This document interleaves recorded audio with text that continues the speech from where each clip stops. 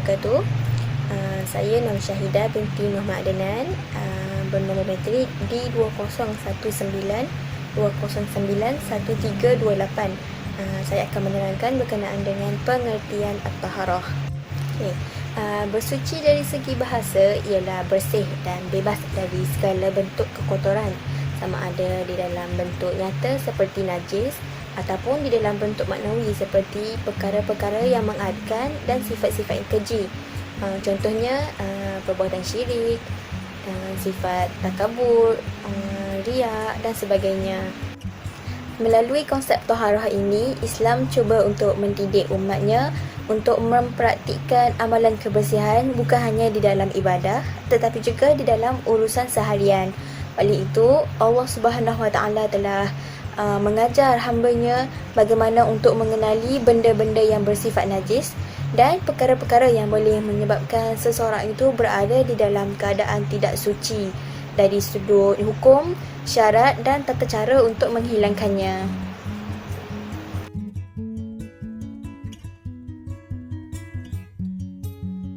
Hukum bersuci wajib ke atas setiap umat Islam.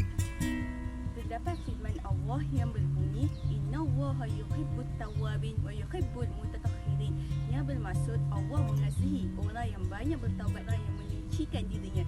Surah Al-Baqarah ayat 222. Bersuci adalah bukti bahawa Islam amat mementingkan kebersihan dan kesucian diri. Terdapat syarat-syarat wajib bersuci. Yang pertama, syarat ini wajib kepada umat Islam sahaja untuk menunaikan amalan bersuci ini. Kedua, syarat wajib bersuci ialah berakal. Tidak, syarat ini tidak wajib ke atas orang yang hitam atau gila. Ketiga, baligh. Apabila seseorang itu cukup wajib melakukan amalan bersuci ini. Yang keempat, suci daripada haid dan nifas. Tidak wajib ke atas orang yang dalam keadaan haid atau nifas. Yang kelima, maksudnya waktu. Maksudnya waktu bermaksud apabila solat, wajib seseorang itu bersuci kerana bersuci merupakan syarat sah bagi solat. Syarat yang keenam adalah tidak lupa dan tidak tidur. Yang ketujuh, tidak dipaksa. Syarat ini tidak wajib ke atas orang yang dipenjara atau diperas ukut. Ke-8, wujudnya suci diwajibkan apabila terdapat alat bersuci seperti air mutlak atau air untuk berwuduk untuk menunaikan kewajipannya. Yang terakhir, berdaya melakukannya mengikut kemampuan. Syarat ini wajib ke atas orang yang mampu melakukannya. Tidak wajib ke atas orang yang uzur atau sakit tenat. Lakukanlah amalan bersuci ini mengikut sekadar yang ia mampu. Assalamualaikum warahmatullahi wabarakatuh. Nama saya Nur Syahidah binti Baharudin. Ini saya akan menerangkan tentang dalil kewajipan untuk bersuci. Sesungguhnya agama kita menganjurkan umatnya supaya sentiasa mengamalkan kebersihan dalam semua perkara. Kebersihan juga boleh mendatangkan suasana yang tenang, kesihatan yang terjamin dan kesejahteraan kepada kita semua. Menurut Ashmawi An-Nazafah berdasarkan hadis riwayat At-Tirmizi, iaitu innallaha thayyibu yuhibbut thayyib, nazifun yuhibbun nazafa, karimun yuhibbul karam, jawadun yuhibbul jud, fanzifu. Arahu qala afniyatakum wala tashabbahu bil yahud, yang bermaksud sesungguhnya Allah itu menyukai akan kebaikan. Allah itu bersih dan dia menyukai akan kebersihan. Allah itu mulia dan dia menyukai akan kemuliaan. Allah itu dermawan dan dia juga menyukai kedermawanan. Maka bersihlah tempat kamu dan janganlah kamu menjadi seperti orang-orang Yahudi. Hadis riwayat Tirmizi. Seterusnya terdapat juga dalil yang memerintah kita untuk menyucikan diri kita apabila dalam keadaan hadas besar. Dalam surah Al-Maidah ayat yang ke-6 yang berbunyi, A'udzubillahi minasyaitonirrajim. Wa in kuntum junuban fatahharun. Wajib ke atas mereka yang berhadas besar perlulah menyucikan diri mereka dengan cara mandi wajib, iaitu meratakan air ke seluruh badan kerana dengan mandi wajib itu adalah merupakan syarat sah untuk seseorang itu mendirikan solat. Seterusnya dalam surah Al-Baqarah ayat yang ke-222 menyebut berbunyi A'udzubillahi minasyaitonirrajim. Innallaha yuhibbut tawwabin wa yuhibbul mutatahhirin. Jelaslah di sini bahawa agama Islam ini merupakan agama yang sangat menitik beratkan kebersihan kerana ianya akan memberikan impak kepada diri kita sendiri dan juga orang di sekeliling. Assalamualaikum warahmatullahi wabarakatuh. Bahagian bersuci, ada dua bahagian bersuci yang perlu kita tahu, iaitu yang pertama bahagian bersuci hadas dan yang kedua bahagian bersuci najis. Bahagian bersuci hadas iaitu kekotoran yang ada pada badan, pakaian dan juga tempat. Manakala bahagian bersuci najis iaitu kekotoran yang maknawi yang ada pada badan sahaja. Hadas terbahagi kepada dua pula, iaitu hadas kecil dan hadas besar. Hadas kecil iaitu hadas yang keluar daripada dua bahagian, iaitu kubul dan dubur. Sebagai contoh, air kencing ataupun najis besar. Selain itu juga seperti terkentut atau tersentuh di antara lelaki dan perempuan yang bukan mahramnya. Manakala hadas besar ialah hadis yang mewajibkan mandi wajib, seperti persetubuhan di antara suami dan isteri, keluar air mani ketika bermimpi, dan bagi perempuan itu haid nifas. Kita masuk kepada bersuci najis. Najis yang kita tahu ada tiga najis, iaitu najis mughallazah, najis mutawassithah dan najis mukhaffafah. Najis mughallazah najis berat seperti anjing dan babi. Manakala najis mutawassithah iaitu najis pertengahan atau sederhana, iaitu najis yang selain daripada najis mughallazah dan mukhaffafah. Najis mukhaffafah pula iaitu najis ringan seperti air kencing kanak-kanak yang umur kurang daripada 2 tahun yang masih menyusui. Jadi itulah bahagian bersuci yang perlu kita tahu. Assalamualaikum warahmatullahi wabarakatuh. Nama saya Nur Aini Ashifa binti Jamaluddin bernombor metrik di 201920918002. Saya akan bentangkan tajuk saya iaitu alat-alat bersuci. Ada 4 alat-alat bersuci, iaitu yang pertama ialah air mutlak, iaitu air yang suci, bersih lagi menyucikan dan tidak bercampur dengan benda-benda lain sama ada benda itu bersih atau benda itu kotor. Ada 2 jenis air mutlak dekat sini. Yang pertama ialah air yang turun daripada langit, iaitu air hujan, air embun dan air salji yang telah cair. Yang kedua ialah air yang terbit daripada bumi, iaitu air telaga, air sungai, air laut dan air mata air. Yang kedua ialah air tanah, iaitu air tanah digunakan untuk menyucikan diri dan menyamak kesan najis mughallazah, iaitu najis berat, kerana tanah merupakan ejen yang boleh menghalang bakteria daripada merebak. Yang ketiga ialah batu atau benda kesat. Itu digunakan untuk beristinja semasa ketiadaan air. Sekurang-kurangnya 3 biji batu lah. Antara benda kesat lain yang boleh digunakan ialah kertas, tisu, daun kering, kayu dan sebagainya. Yang keempat ialah debu tanah, di mana ia digunakan untuk bertayamum bagi menggantikan wuduk dan mandi wajib, bagi membolehkan seseorang itu melakukan solat dan beribadah kepada Allah Subhanahu Wa Taala. Bismillahirrahmanirrahim. Assalamualaikum warahmatullahi wabarakatuh. Saya Maisara Izzati binti Mazlan di 201920917995. Saya akan menerangkan mengenai jenis-jenis air untuk bersuci. Islam telah meletakkan air merupakan suatu perkara yang suci lagi-lagi kepada golongan Muslim untuk beribadah seharian mereka. Walau bagaimanapun, Islam juga telah mengatakan tidak kesemua air adalah suci dengan mengkategorikan kepada beberapa jenis. Yang pertama, air mutlak. Air mutlak merupakan air yang suci lagi menyucikan. Air mutlak ini boleh digunakan untuk minum dan bersuci, sama ada untuk beristinja, mengangkat hadas besar, mandi hadas, berwuduk dan sebagainya. Air mutlak ini telah terbahagi kepada 7 bahagian, iaitu air sungai, air laut, air perigi, air mata air embun, air salji dan air paip. Yang seterusnya adalah air musyammas.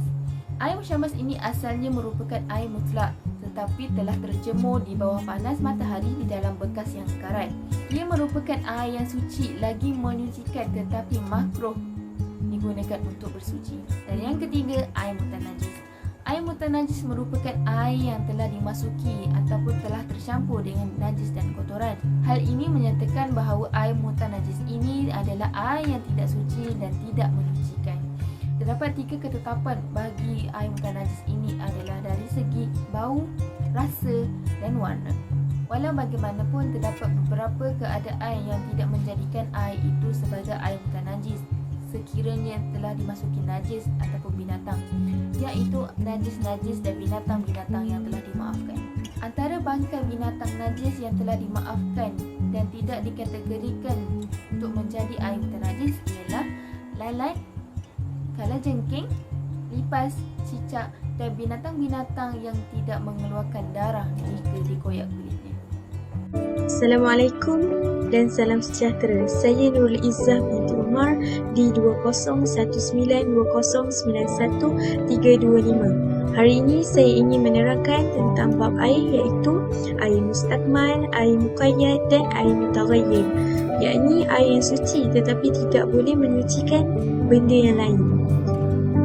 Air mustakmal ialah air yang kurang dari 2 pola, iaitu air lebihan daripada wudu, air basuhan dan air sebagainya. Ia dianggap suci apabila melebihi 2 pola. Air muqayyad ialah air yang bercampur dengan sesuatu yang suci dan boleh mengubah daripada bau, rasa dan warnanya sehingga dia tidak dipanggil sebagai air mutlak. Contohnya di sini ialah seperti air kopi, air teh, air mawar dan seumpamanya. Air muqayyad terbagi kepada 2, iaitu muqayyad lazim dan muqayyad musbaq. Muqayyad lazim dinamakan nama lainnya ialah mutaghayyir, iaitu berbeza langsung daripada sifat asal air mutlak. Seperti contohnya air kopi, air mawar dan air yang bercampur dan mengandungi campuran bervariasi. Yang kedua ialah air musbaq. Air musbaq ialah air yang langsung tiada campuran seperti air hujan, air peri. Air musbaq ini juga dipanggil sebagai air mutlak yang boleh digunakan untuk membersihkan najis. Assalamualaikum warahmatullahi wabarakatuh. Saya Nurul Izzati binti Yusof di 2019-2091.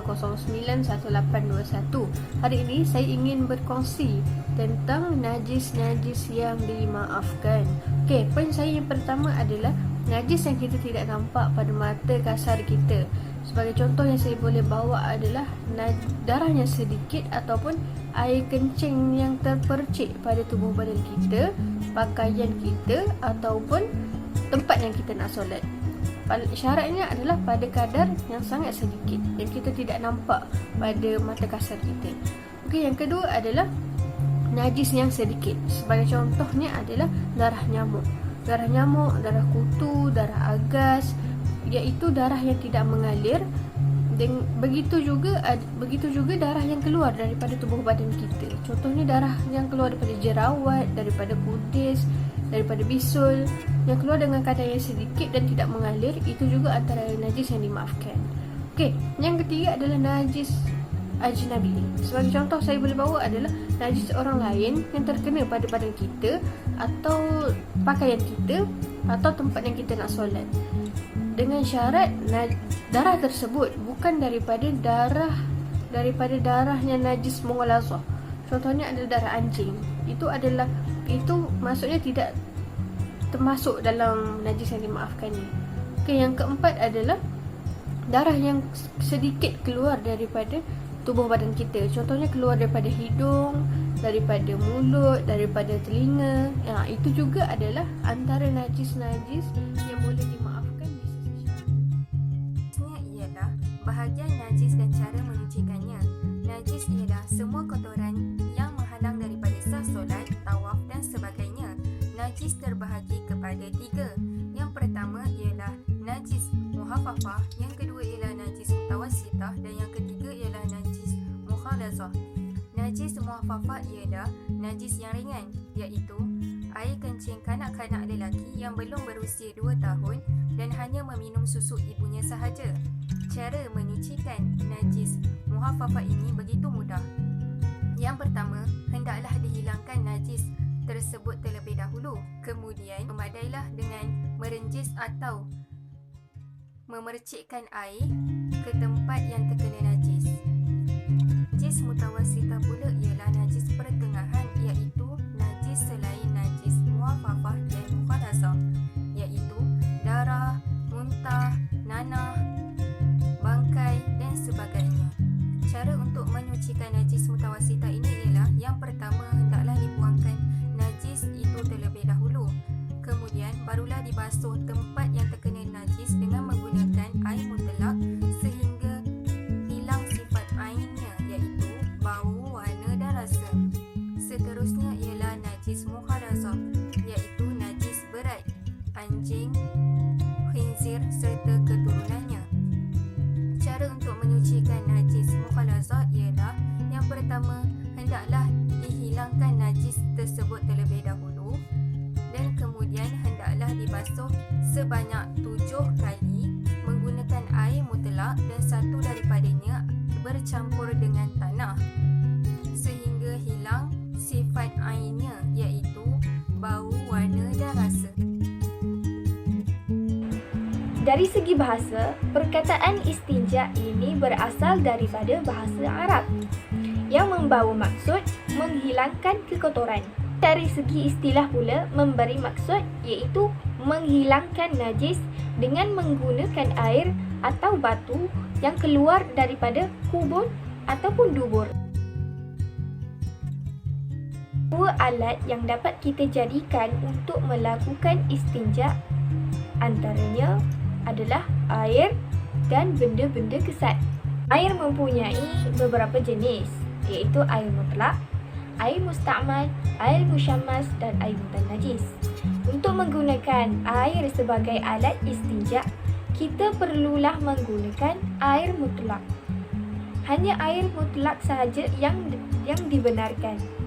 Kerana air mutlak ini adalah air yang bersih. Sebagai contoh, air sungai, air laut, air salji dan lain-lain lagi. Yang kedua pula adalah benda-benda kesat.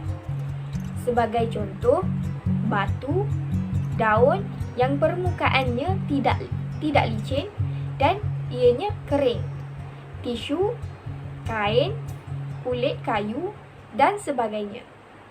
Untuk menggunakan benda-benda kesat sebagai alat istinja adalah ketika ketiadaan air. Untuk mendapatkan benda-benda kesat ini, tidak perlu risau kerana ia mudah dijumpai di sekeliling rumah kita. Jika ingin menggunakan salah satu daripada keduanya, maka air adalah lebih afdal berbanding benda-benda kesat. Cara beristinja yang lebih afdal adalah apabila kita menggunakan kedua-duanya sekali. Sebagai contoh, kita menggunakan benda kesat terlebih dahulu dan kemudian kita membasuhnya dengan air. Hukum istinja adalah wajib sekiranya mempunyai air. Namun ada sebahagian pendapat ataupun ulama yang mengatakan bahawa tidak mempunyai air dibenarkan beristinja dengan menggunakan alat-alat istinja seperti batu, kayu dan juga tisu. Namun, apabila sesetengah kawasan tersebut mempunyai air, maka diwajibkan bagi mereka menggunakan air yang sedia ada. Namun, kita pergi pula kepada syarat-syarat istinja yang mana seperti kita ketahui pada masa kini ada sesetengah kawasan ataupun sesetengah tempat yang mempunyai masalah air. Namun, dibenarkan bagi mereka menggunakan alternatif lain ataupun dengan menggunakan alat-alat istinja seperti batu, kayu dan juga tisu. Oleh itu, haruslah memenuhi beberapa syarat yang telah sedia ada sekiranya hendak beristinja dengan menggunakan alat-alat tersebut. Yang pertama adalah sekurang-kurangnya dengan 3 kali sapuan dan tidak boleh kurang. Oleh itu, apabila hendak ditambah, maka hendaklah tambah dalam keadaan bilangan yang ganjil seperti 5, 7 dan juga 9. Yang kedua pula adalah najis mestilah tidak meleleh atau melebihi daripada tempat keluar. Yang ketiga pula adalah bahan atau alat yang digunakan hendaklah bersih dan juga kering. Maka yang terakhir sekali adalah bahan yang digunakan mestilah bukan daripada sisa manusia ataupun sisa jin seperti tulang. Oleh itu, syarat-syarat tersebut memainkan peranan yang penting sebagai panduan ataupun pemudah cara untuk seseorang itu mengetahui dengan lebih mendalam. Apabila syarat-syarat istinja tersebut tidak memenuhi ataupun tidak cukup, maka terbatallah istinja tersebut. Pensyariatan bersuci ini mengandungi pelbagai faedah dan hikmahnya. Antaranya ialah bersuci merupakan tuntutan fitrah. Manusia secara semula jadinya gemar dan suka kepada kebersihan. Selain itu, kebersihan juga dapat mencerdaskan minda seseorang. Hal ini kerana apabila persekitaran kita bersih, ini dapat memberi ketenangan dan kelapangan minda yang menjadikan kita dapat berfikir dengan lebih rasional dan baik. Akhirnya, kebersihan juga dapat memelihara kesihatan dan menjauhkan kita daripada sebarang penyakit. Perkara ini dapat dilihat daripada wabak COVID-19 yang sedang melanda di dunia masa kini, yang berpunca daripada pemakanan yang kotor dan tidak bersih, yang bercanggah daripada apa yang disyariatkan oleh Islam.